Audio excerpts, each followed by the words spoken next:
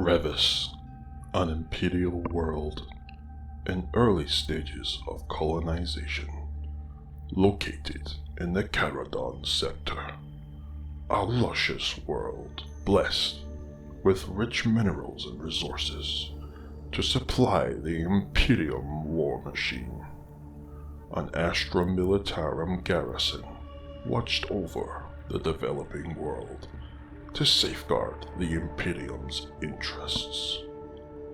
Large mining operations cut through the planet's crust to satisfy the demands of the Imperium. A relic, something old, something advanced, something alien, was uncovered in one of the deep core mining operations. 300 miners vanished instantly upon discovering the relic, now described only as the Orb. A detachment of Grey Knights were dispatched to the planet Revis to investigate and to secure or destroy the Orb. The Orb seemed to be emitting some form of warp signal. A massive exclusion zone was set up around the Orb to protect those still on the planet, for anyone in proximity would simply go insane. Voices, scratching, screaming, and overwhelming pain would instantly overcome any untrained individual who was unfortunate enough to be asked to approach the Orb. Even with the exclusion zone, the Orb, when in its active phase, could taint or destroy mines on the opposite side of the planet. After the arrival of the Grey Knights, Supreme Grandmaster Kaldor Draigo personally exhumed the Orb, for only he had the psychic prowess and mastery to bend its will. The Orb seemed alive, present even. It resisted the Grandmaster at first. Then, after hours of intense psychic focus, the Supreme Grandmaster broke through the barrier and discovered its terrible secret. This Orb was old.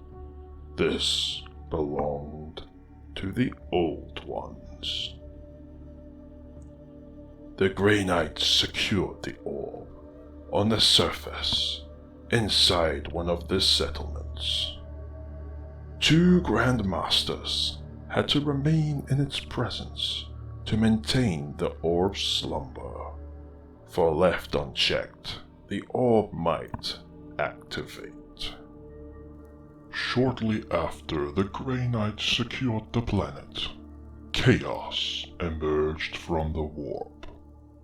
The psychic energy of both the Orb and the Grey Knights was too great to avoid the never-blinking gaze of chaos.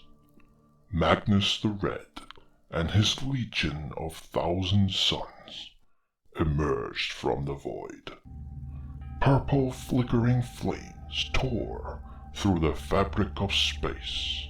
The world was distorted and warped. Thousands of Rubricae, demons, and demon engines flooded the Imperial garrison.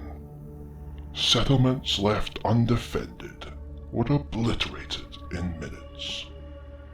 The lucky citizens were simply destroyed. Those unlucky enough to survive were captured and transformed into chaos spawn, hideous, mutilated creatures with destructive power. The Grey Knights and what remained of the Astra Militarum garrison gathered and prepared to defend and evacuate the Orb. The security of the planet Revis, though bountiful in resource, was no longer the primary objective. Its citizens were now expendable.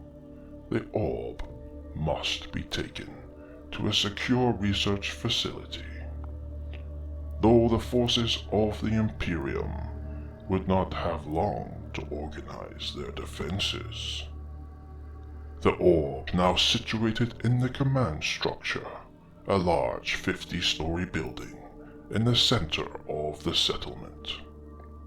The settlement itself surrounded by a large outer defense wall and reinforced gates. Sentry turrets situated every 100 meters, so the settlement was essentially a stronghold for the planet. But the numbers of the 1,000 suns quickly overran and overwhelmed the outer defenses. Warp energy and fire twisted and burned away the outer walls. Demons appeared in corridors and control rooms, killing all in their path.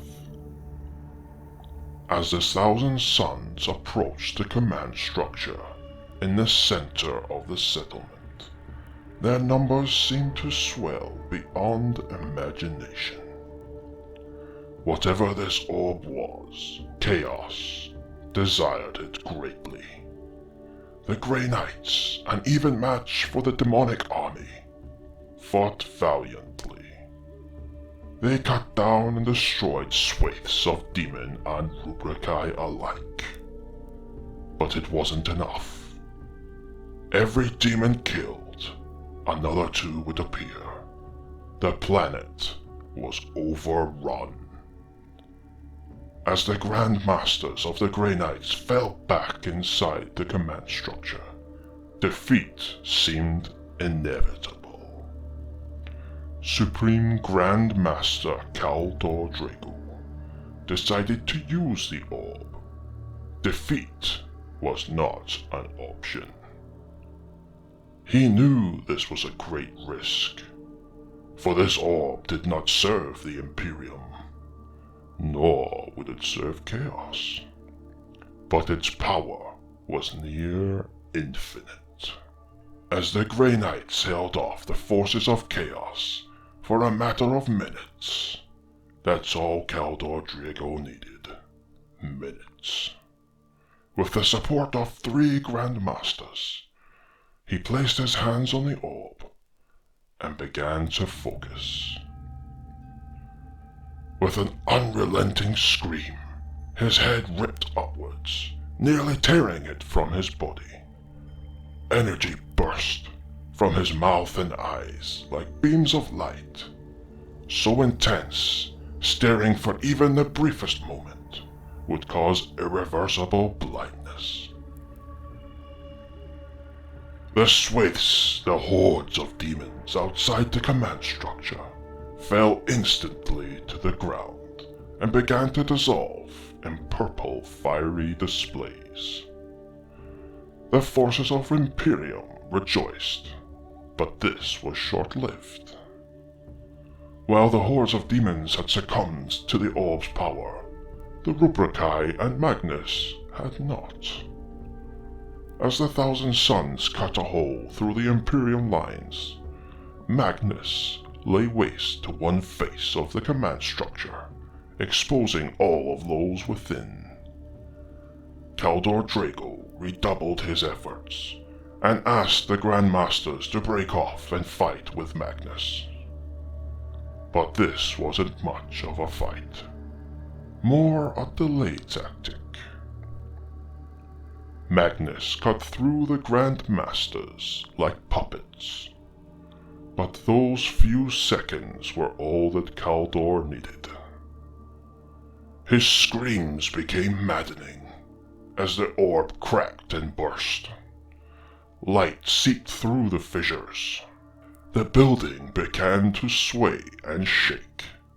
The very earth below them was shifting and cracking.